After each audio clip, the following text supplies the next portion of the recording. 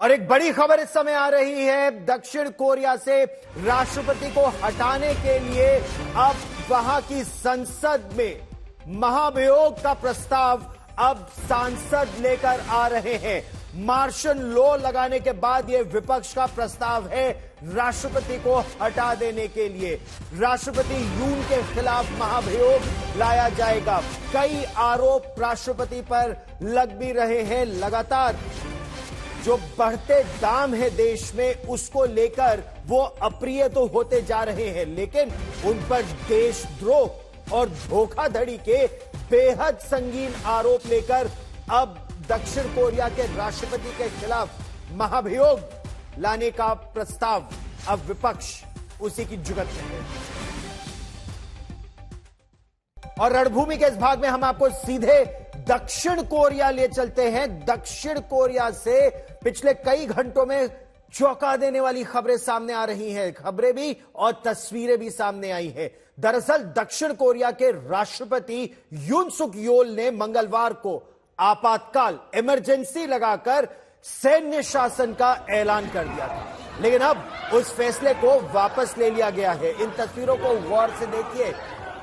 राष्ट्रपति आरोप लगा रहे हैं कि विपक्ष ने उनकी अल्पमत सरकार को किसी काम का नहीं छोड़ा। यही नहीं, विपक्ष उत्तर कोरिया के किम जोंग उन से सहानुभूति रखता है। सनसनीखेज आरोप उन्होंने लगा दिया देश के विपक्ष पर।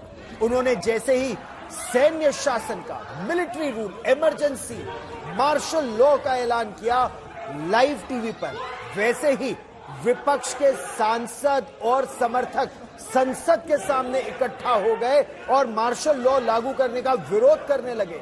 यही नहीं, राष्ट्रपति को गिरफ्तार करने तक की मांग सड़कों पर होने लगी। लोकतंत्र समर्थकों की सेना के जवानों के साथ हाथापाई भी हुई। आप इन तस्वीरों को जरा गौर से देखिए। और इसी दौरान साउथ कोरिया की सेना के जवानों को संसद से बाहर निकालने के लिए उन पर आग बुझाने वाले स्प्रे का छिड़काव किया गया। आखिरकार सांसदों ने संसद में दाखिल होकर राष्ट्रपति का फैसला पलट दिया और सेना से बाहर जाने को कहा। इस समय अगर आपको जमीनी स्थिति के बारे में बताएं तो दक्षिण कोरिया में अब स्थिति शांत है, लेकिन पूरी दुनिया हैरान है। दक्षिण कोरिया एक डेमोक्रेसी है, एक प्रजातंत्र है, एक लोकतांत्रिक देश है जो तमाम लोकतांत्रिक पश्चिमी देशों का सहयोगी है, करीबी सहयोगी है अमेरिका जैसे देशों का। डेमोक्रेसी इंडेक्स में काफी ऊंचा है उसका स्थान, और वहां मार्शल लॉ लागू कर दिया गया। यही नहीं, सेना के संसद में दाखिल होने और लोकतंत्र समर्थकों के साथ हाथापाई और टकराव की तस्वीरें जो सामने आई वो दुनिया भर में परेशान कर देने वाली थी। यह कहा जा रहा था कि बुरी तरह से अलोकप्रिय हो चुके राष्ट्रपति यून ने हताशा में देश पर सैन्य शासन थोप दिया।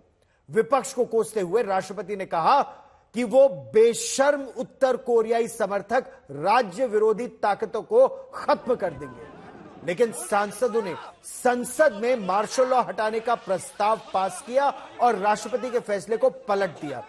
बड़ी बात यह है कि इसमें राष्ट्रपति की पार्टी के लोग भी शामिल थे। इस प्रस्ताव के बाद सेना के जवान संसद भवन से लौटने लगे, क्योंकि वो समझ गए कि जब संसद ने यह प्रस्ताव नहीं पास किया या एक तरह से करें कि राष्ट्रपति का साथ नहीं दिया, तो वो संसद के साथ हो गई सेना। तस्वीरें हम आपको लगातार दिखा रहे हैं। सेना फिर लौट गई।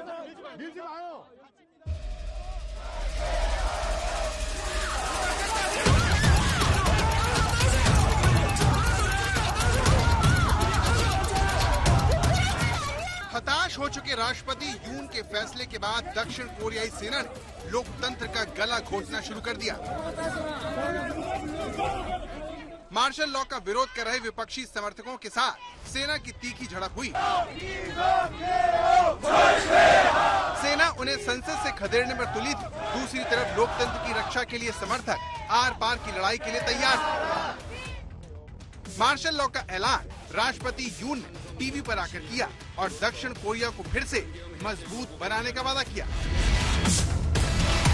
1980 के दशक से ही लोकतंत्र की मजबूत जड़ों वाले दक्षिण कोरिया के लिए तस्वीरें हैरान करने वाली थी। हजारों लोग संसद पर इकट्ठा हो गए। उन्होंने इस फैसले को लोकतंत्र के तख्ता पलट के तौर पर देखा। उनका नारा था, मार्शल लॉ हटाओ, यून को गिरफ्तार करो। आसमान में हेलीकॉप्टर मंडरा रहे थे। नीचे संसद की ओर बढ़ने से रोक रही सेना लोगों से उलझ रही थी।